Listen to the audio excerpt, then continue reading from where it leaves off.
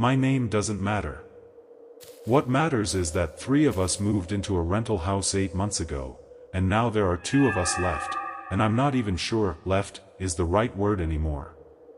I'm telling you this because if you're ever offered a house that's cheaper than it should be, in a quiet neighborhood, with a landlord who never wants to meet in person, ask why. I didn't. Here's what happened to us. I'll start at the beginning, because I think the small details matter more than people realize. Me, my best friend Ryan, and our other roommate Priya found the house online in February. 3 bedrooms, big backyard, 15 minutes from campus, and rent so low we assumed we'd misread the listing. When we called, the landlord, an older man who never gave us a last name, just Mr. Holloway, said the previous tenants left suddenly and he just wanted good people in there fast. He never asked for references. He never even asked to meet us. He just mailed the keys. We should have asked why. The first month. The house was fine at first. Old, sure, the kind of old where the floors creak in specific spots and the pipes groan at night, but nothing that felt wrong. We joked about it being haunted the way you joke about any old house, not really believing it. The only strange thing, early on, was the basement door. It had a bolt lock on the outside, not the inside, the outside, and Mr. Holloway had told us, almost as an afterthought when he dropped off the keys, to keep that door locked at all times. Not, please keep it locked. Keep it locked. He said it twice, like he needed us to actually hear it. Ryan laughed about it. Priya didn't. She's the type who takes things seriously even when she pretends not to, and I noticed she was the one who always checked that bolt before bed, every single night, without ever saying why. About 3 weeks in, I woke up around 3 a.m. to a sound from downstairs. Not footsteps, more like something being dragged, slow and heavy, moving across the basement floor beneath my room. I told myself it was pipes settling. I didn't go check. I know now that not checking was the only smart decision I made that whole month. The second month. This is where it gets harder for me to explain, because I still don't fully believe it myself, and I lived it. Priya started acting different. Not dramatically, nothing you'd notice unless you lived with her. She stopped eating dinner with us some nights, saying she wasn't hungry, then I'd find dishes in the sink later that she must have eaten alone, at some point when neither of us saw her in the kitchen. She started sleeping with her door open, which she'd never done before, and when I asked her about it, she said she liked being able to hear the house better. I didn't understand what that meant until later. One night, Ryan and I were watching a movie in the living room, and we both heard Priya's laugh come from the basement. Clear as anything, her actual laugh, the one she does at her own jokes. Except Priya was sitting right there on the couch with us, not laughing at all, looking confused by the sound in exactly the same way we were. None of us said anything for a long time. Ryan finally said maybe it was the TV, some show playing on low volume somewhere. We knew that wasn't true. We just needed something to say. That was the first night Priya checked the basement bolt twice before bed instead of once. I want to be clear about something, we should have moved out right then. We had every reason to.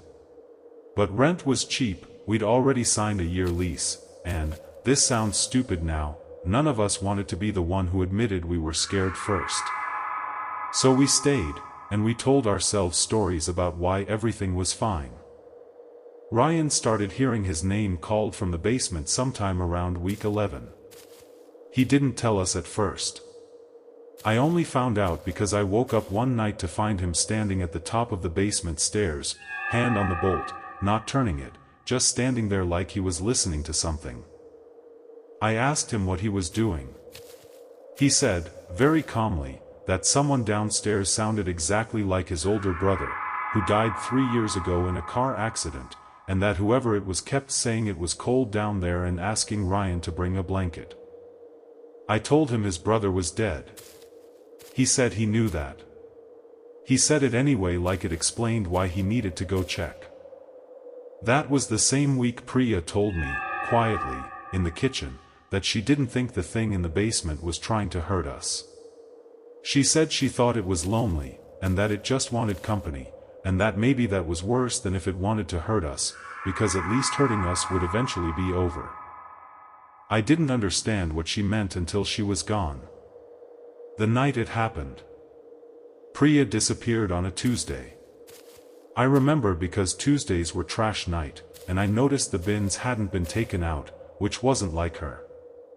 Ryan and I searched the house top to bottom. Her room was untouched, phone still charging, shoes still by her bed. The only thing out of place was the basement bolt, unlocked, hanging open, though neither of us had touched it, and Priya, of everyone, was the one person who never would have unlocked it herself. We went down together. I need you to understand that we didn't want to. We went down because there was nowhere else left to look. The basement was empty. No sign of her at all, except for one thing, her slippers, placed neatly side by side at the bottom of the stairs, facing the dark part of the basement where our flashlight beams didn't quite reach, as if she'd taken them off before walking further in barefoot, calmly, without any struggle at all. We called the police. They found nothing either. No forced entry, no sign of a struggle, nothing on the street cameras 2 houses down. Officially, she's listed as a missing person. Unofficially, I think everyone who worked that case knew there was nothing to actually investigate, because there was nothing there to find. Now, Ryan moved out that week. I stayed 1 more month, alone, because breaking a lease costs money neither of us had. I want to tell you I didn't hear anything else during that month, but that would be a lie.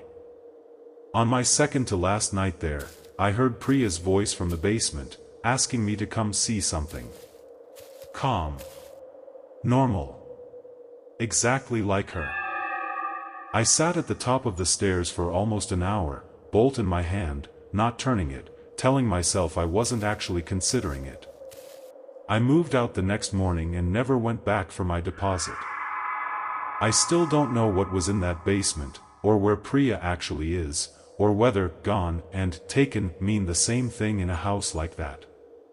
But I know Mr. Holloway never answered another phone call after I moved out, and I know the listing went back up online 3 weeks later, same price, same description, same line about good people wanted fast.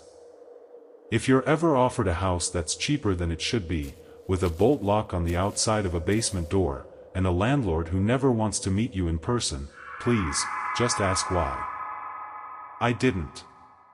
And some nights, I still hear someone downstairs asking me to come check on something, in a voice I used to know better than my own.